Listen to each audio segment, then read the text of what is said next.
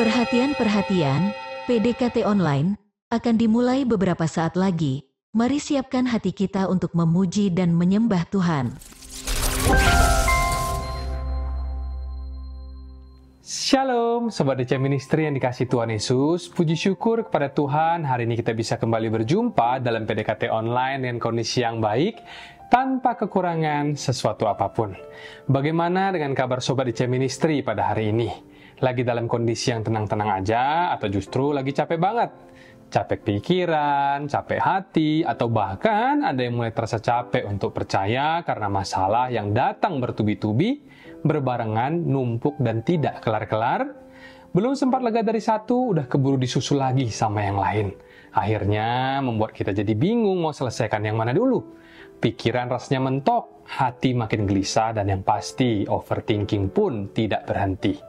Isi kepala dipenuhi dengan pikiran negatif sampai-sampai kita tidak tahu lagi mana yang benar dan mana yang baik.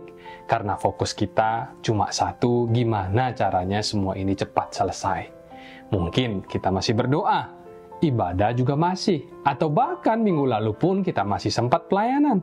Tapi di dalam hati mulai muncul pertanyaan, Tuhan, katanya ikut Engkau itu damai. Kok rasanya hidupku penuh dengan tekanan ya? Nah, kalau hari-hari ini ada di antara kita yang sedang merasakan hal seperti itu, maka firman hari ini pas banget untuk kita dengarkan. Karena di PDKT Online kali ini, kita akan bahas satu kisah di dalam Alkitab, di mana Yesus sendiri yang menyuruh para muridnya untuk menyeberangi danau. Tapi justru di tengah perjalanan, badai besar datang, namun Yesus tidak tinggal diam.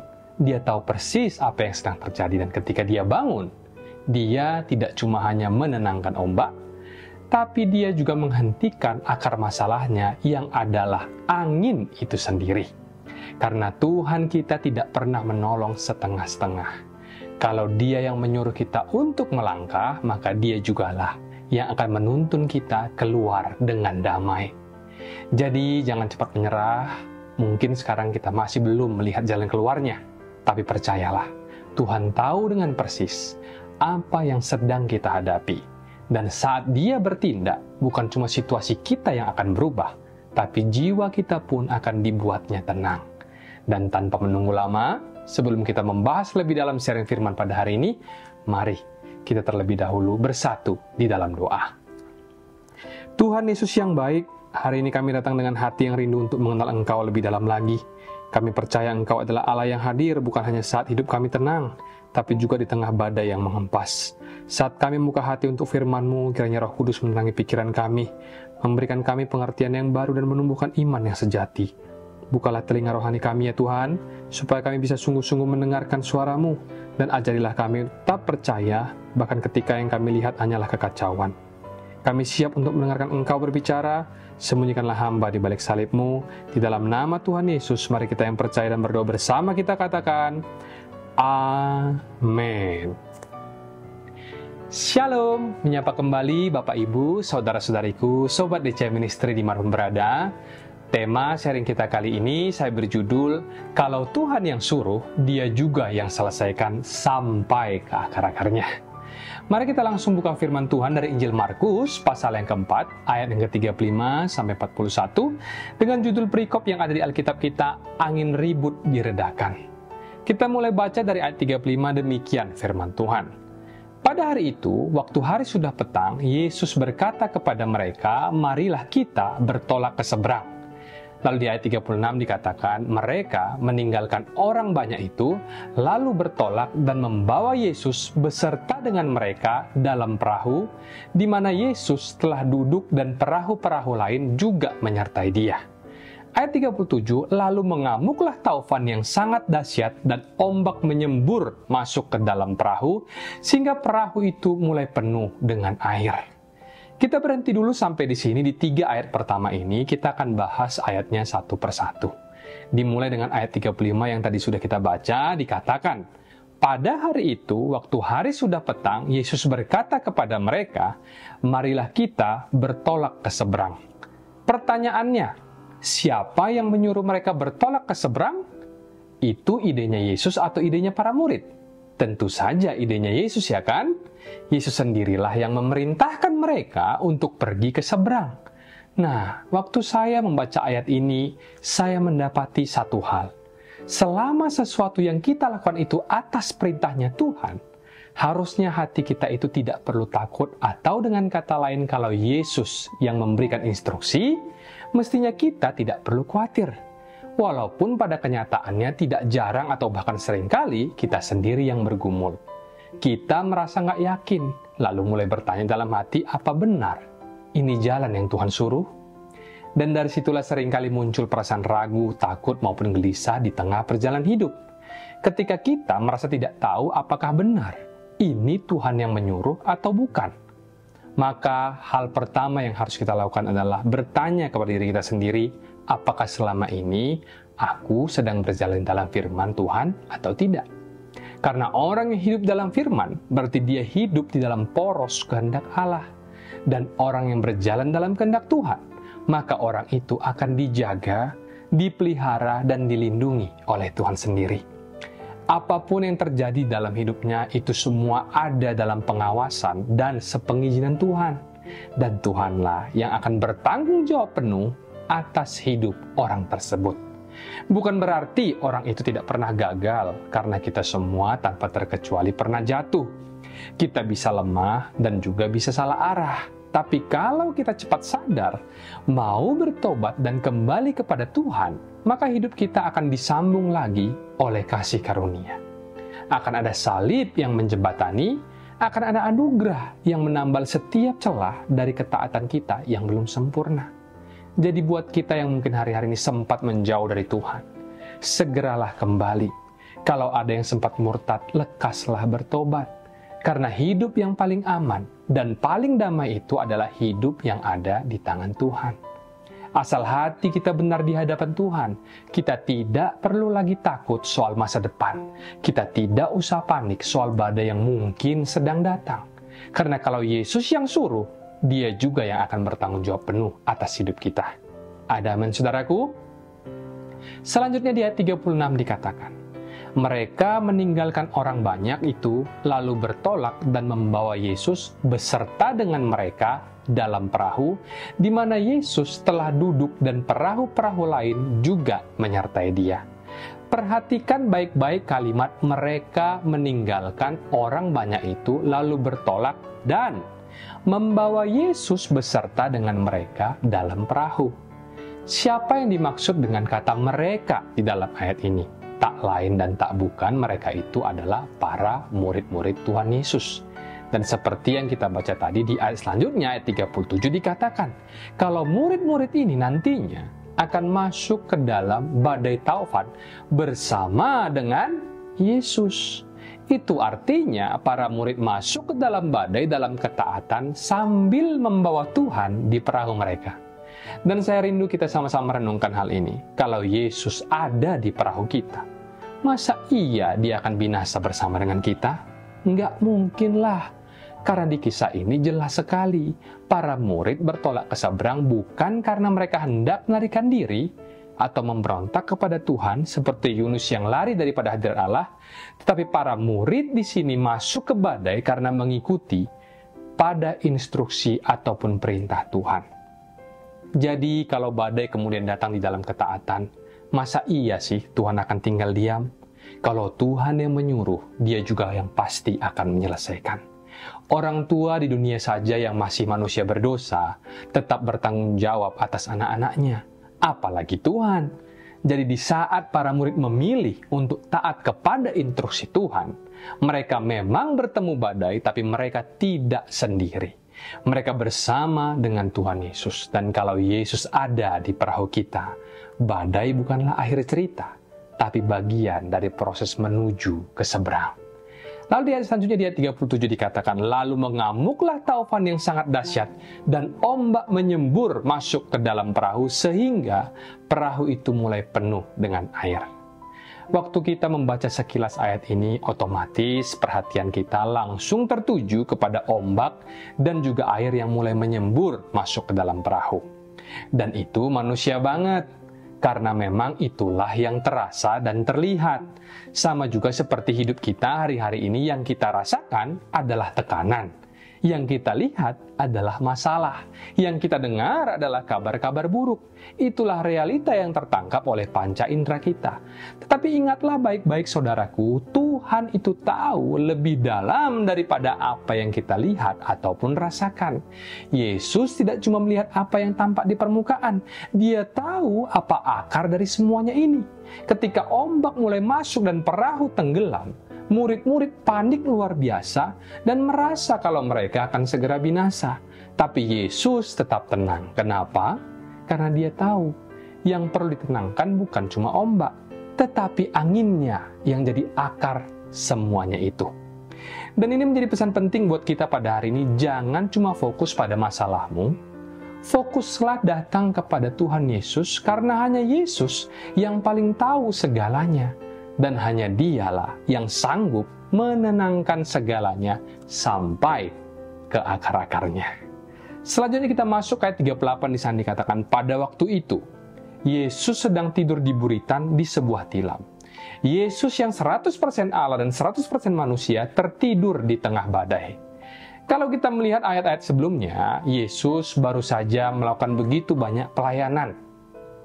Ia mengajar orang banyak, menyembuhkan orang sakit, mengusir roh-roh jahat, dan sekarang ia tertidur. Secara manusiawi, Yesus tertidur karena tubuhnya lelah. Tapi bukan hanya itu.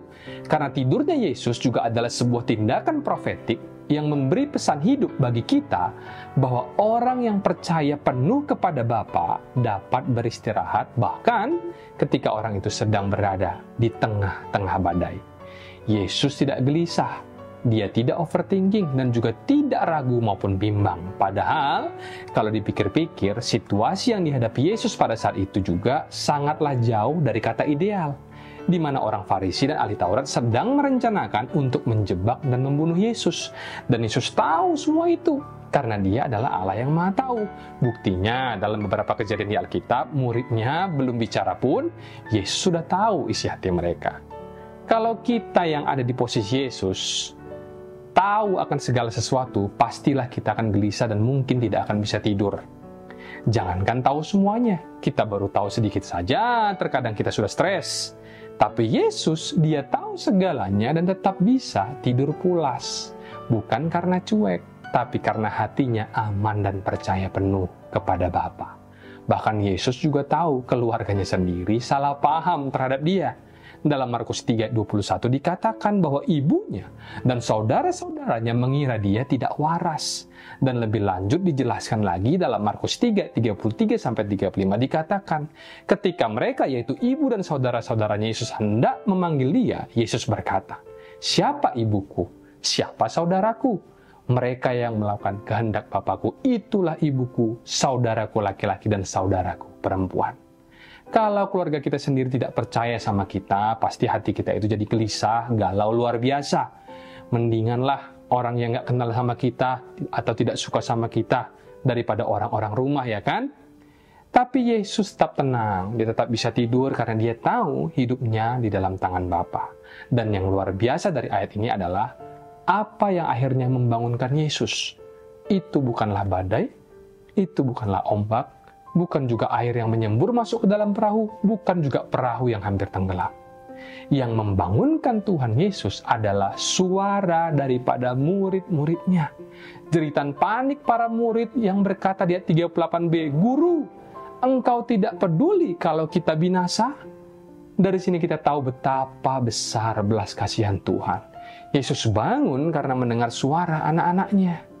Kadang kita berpikir bahwa Tuhan cuek. Kita merasa doa-doa kita seperti tidak sampai ke langit, seolah-olah surga itu penuh dengan birokrasi. Tapi dari ayat ini, kita sama-sama bisa melihat bahwa badai pun tidak membangunkan Tuhan. Tapi doa, jeritan anak-anaknya yang membangunkan dia. Dan walau Tuhan tidak pernah benar-benar tertidur, karena Mazmur 121 ayat 4 berkata, "Sesungguhnya tidak terlelap dan tidak tertidur penjaga Israel," tetap saja kalau kita merasa Tuhan sedang diam, percayalah saudaraku, seruan doa kita pasti menyentuh hatinya. Sekalipun Kalau kita perhatikan lagi dengan seksama, sebenarnya kalimat seruan dari para murid ini memang agak keliru sih. Masa mereka berkata, "Guru, engkau tidak peduli kalau kita binasa?" Ada kata "kita" di situ terdengar aneh. Masa Yesus diajak binasa juga? Kalau mereka berkata, "Guru, engkau tidak peduli kalau kami binasa," itu masih masuk akal. Tapi kalau kita binasa, mana bisa Yesus binasa? Dia adalah Tuhan.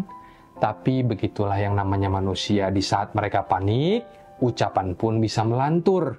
Dan inilah yang luar biasa daripada Tuhan kita. Meskipun ucapan mereka salah, Yesus tetap bangun, dia tetap bertindak, dia tetap menyelamatkan, dia tidak tersinggung, tidak marah, tidak menolak. Karena kasihnya lebih besar daripada kekeliruan kita. Itulah pribadi Yesus, pribadi yang penuh kasih, penuh kesabaran, penuh belas kasihan. Sekalipun kita sering salah paham, Tuhan itu tetap menjawab seruan kita. Karena bagi dia, satu jeritan dari anak-anaknya lebih kuat dari badai manapun. Lalu kita masuk ke ayat 39 yang berkata, "Ia pun bangun, menghardik angin itu dan berkata kepada danau itu, 'Diam, tenanglah.' Lalu angin itu reda dan danau itu menjadi teduh sekali." Dikatakan bahwa Yesus pun akhirnya bangun. Namun yang menariknya adalah ia tidak langsung menegur para murid. Yang pertama kali ia lakukan adalah menghardik angin. Aneh nggak? Bukankah yang terlihat membahayakan adalah air dan ombak yang sudah masuk ke dalam perahu? Tapi Yesus tidak bereaksi kepada apa yang kelihatan di permukaan. Tapi dia langsung menyasar ke akar masalahnya, yaitu angin. Dan disinilah kita belajar sesuatu yang sangat dalam, bahwa Yesus tidak pernah hanya sekedar menyelesaikan gejala, dia selalu menyelesaikan masalah itu sampai ke akar-akarnya. Yesus tidak terjebak dengan apa yang tampak oleh mata. Dia tahu sumber dari segala permasalahannya, dan itulah sebabnya kita tidak bisa bersandar pada pengertian kita sendiri. Kita hanya bisa menoleh ke masa lalu, itu pun juga seringkali samar dan banyak yang sudah terlupa. Sementara masa kini itu pun sering juga kabur dan membingungkan. Apalagi masa depan. Kita hanya bisa menebak dan juga merencanakan. Tetapi Tuhan, dialah sang Alfa dan Omega. Dialah awal dan yang akhir. Dan di tengah badai yang mengamuk itu, dia tahu yang perlu dihardik adalah angin dan bukan air ataupun ombak. Dan yang lebih daripada itu adalah Yesus pun tidak langsung menegur para muridnya. Padahal mereka baru saja salah berbicara, menyalahkan Tuhan dan juga meragukan kasih-Nya. Tapi Yesus tidak bereaksi terhadap kesalahan mereka. Yang dipikirkan terlebih dahulu adalah bagaimana menyelamatkan mereka. Sebuah pelajaran yang sangat penting bagi kita hari ini. Jangan terlalu reaktif kalau jadi orang. Karena seringkali di saat kita panik, kita langsung menyimpulkan, cepat menyalahkan, dan akhirnya kehilangan damai. Padahal bisa jadi yang kita anggap masalah bukanlah masalah sebenarnya. Nanti kalau kita sudah mengenal Tuhan ya, ada banyak hal yang awalnya kita kira itu adalah masalah. Setelah kita mengenal Tuhan lebih baik, lebih dekat, jadinya tidak masalah tuh. Lalu kita sampai di ayat 40, di mana Yesus berkata kepada mereka, "Mengapa kamu begitu takut? Mengapa kamu tidak percaya?" Inilah momen ketika Tuhan mulai menegur para murid. Kenapa?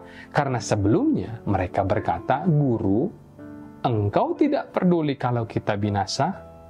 Kalimat itu terdengar sederhana, tetapi jika direnungkan lebih dalam, di dalamnya tersimpan dua kesalahan besar. Yang pertama, mereka memakai kata "kita binasa" seolah-olah Yesus akan binasa juga bersama dengan mereka. Padahal seperti yang saya katakan sebelumnya, mana mungkin Tuhan binasa. Yang kedua, dan yang lebih menyakitkan lagi adalah tuduhan secara tidak langsung seolah-olah Tuhan tidak peduli dengan mereka. Karena dari kalimat ini mereka seolah mempertanyakan karakter Tuhan sendiri. Seolah Tuhan yang mereka ikuti selama ini tidak cukup peduli untuk menyelamatkan mereka. Padahal Tuhan adalah sumber dari segala yang baik. Tuhan adalah kasih itu sendiri. Dan justru karena kepanikanlah mata rohani mereka menjadi buta, sehingga mereka pun berani untuk menuduh Tuhan. Tetapi Yesus tetap sabar. Ia tunggu sampai danau menjadi teduh, baru ia menatap mereka dan bertanya dengan lembut tetapi tegas. Mengapa kamu tidak percaya? Pertanyaan yang tidak hanya ditujukan kepada mereka, tapi juga kepada kita hari-hari ini. Mengapa kita masih ragu? Mengapa kita masih takut? Dan mengapa kita masih mempertanyakan kasih-Nya? Sementara kita sendiri sudah begitu sering melihat penyertaan Tuhan. Kita sudah menyaksikan begitu banyak kebaikan dan mujizat-mujizat Tuhan. Bahkan baru sekitar 2 bulan yang lalu kita memperingati hari Jumat Agung, di mana Yesus telah menyerahkan nyawanya untuk kita mati di atas kayu salib. Lalu mengapa kita masih juga tidak percaya? Dan di ayat terakhir ayat 41 dikatakan, mereka menjadi sangat takut dan berkata seorang kepada yang lain, siapa gerangan orang ini sehingga angin dan danau pun taat kepadanya? Pertanyaan mereka, siapa gerangan orang ini, adalah ungkapan keheranan, tapi juga awal dari pewahyuan. Mereka sedang melihat sekilas kemuliaan Yesus sebagai Tuhan yang sejati. Dan kadang kita juga butuh badai bukan untuk dihancurkan, tapi supaya mata kita terbuka dan kita benar-benar mengenal siapa Yesus sesungguhnya. Badai bisa membuat kita gentar, tapi perjumpaan dengan pribadi Yesus akan membuat kita takut di dalam kekaguman yang kudus. Takut bukan karena dihukum, tapi takut karena sadar kita sedang bersama-sama dengan pribadi yang begitu kudus, begitu mulia, dan juga begitu agung. Dan inilah kesimpulan dari pelajaran hari ini, bahwa Yesus yang kita bawa dalam hidup kita bukanlah Tuhan yang bisa diatur sesuka kita. Dia bukanlah penumpang yang kita minta turun saat rasa nyaman kita terganggu, tapi Dia adalah Tuhan atas hidup kita, Tuhan atas badai, dan Tuhan atas hati yang mau percaya. Lalu yang jadi pertanyaan sekarang adalah, masihkah kita ragu saat badai itu datang? Atau akankah kita berkata, aku tahu siapa yang ada bersamaku di perahu ini, jadi aku tidak akan takut lagi. 3 poin yang saya rindu bisa kita catat untuk menguatkan setiap kita yang mendengar PDKT online hari ini, dimulai dari poin yang pertama. Taat pun bisa tetap kena badai. Tapi tenanglah, Yesus ada di perahu. Kadang kita berpikir kalau kita taat sama Tuhan, maka hidup kita ini bakal berjalan mulus. Tapi faktanya, murid-murid justru ke dalam badai karena mereka taat kepada perintah Yesus untuk menyeberangi danau. Bedanya di mana? Mereka tidak sendirian. Yesus ada bersama dengan mereka di perahu, dan selama Yesus ada, badai seganas apapun, perahu tidak akan tenggelam. 2. Yesus tidak panik karena Dia tahu akar masalahnya. Waktu badai datang, Yesus tidak langsung menenangkan ombak atau air yang terlihat. Ia menghardik angin yang adalah akar dari kekacauan itu. Bahkan, Ia tidak langsung menegur murid-murid yang salah berbicara. Dan dari sini kita belajar bahwa Tuhan tidak hanya mengurus apa yang terlihat, tapi menyentuh sampai ke akar-akarnya. Maka dari itu, daripada kita cepat panik dan juga reaktif, belajarlah untuk tenang dan percaya. Tuhan tahu bagian mana yang benar-benar perlu untuk diselesaikan. 3. Badai kadang perlu supaya kita benar-benar mengenal siapa Yesus. Sebelum badai, murid-murid kenal Yesus sebagai guru. Tapi setelah badai reda, mereka bertanya dengan gentar, siapa sebenarnya orang ini? Artinya, lewat badai kita bisa makin kenal Tuhan. Bukan hanya lewat pengajaran, tapi lewat pengalaman. Kita jadi tahu kuasa dan kasih-Nya secara pribadi, bukan sekedar di kepala, tapi di hati yang pernah ditenangkan oleh Tuhan sendiri. Demikian sharing hari ini. Mari kita tundukkan kepala, kita bersatu hati di dalam doa. Terima kasih Tuhan Yesus untuk firman-Mu hari ini yang kembali menguatkan hati kami. Engkau tidak pernah tertidur, dan Engkau selalu mendengar seruan anak-anak-Mu, dan di tengah badai sekalipun Engkau tetap Allah yang berdaulat, yang tahu akar dari setiap pergumulan kami, dan yang tidak pernah meninggalkan perahu hidup kami. Tuhan, ajarilah kami Sobat DC Ministry untuk tetap tenang, bukan karena keadaan yang membaik, tapi karena kami tahu persis siapa yang menyertai kami. Biarlah setelah renungan ini, iman kami diperbaharui, hati kami diteguhkan, dan langkah kami dipenuhi keberanian yang baru. Dalam nama Tuhan Yesus, mari kita yang percaya dan berdoa bersama-sama kita katakan, amin. Mari kita buka hati dan angkat tangan kita untuk menerima berkat daripada Tuhan. Terimalah kiranya berkat dari Allah Bapa, cinta kasih Tuhan Yesus Kristus, penyertaan Allah Roh Kudus akan menyertai hidupmu mulai hari ini, bahkan sampai kali yang kedua Tuhan Yesus datang menjemput kita, namamu tercatat di dalam kitab kehidupan. Dalam nama Tuhan Yesus, yang percaya dan diberkati, katakan bersama, amin, amin, amin. Tuhan Yesus memberkati. Shalom dan sampai jumpa.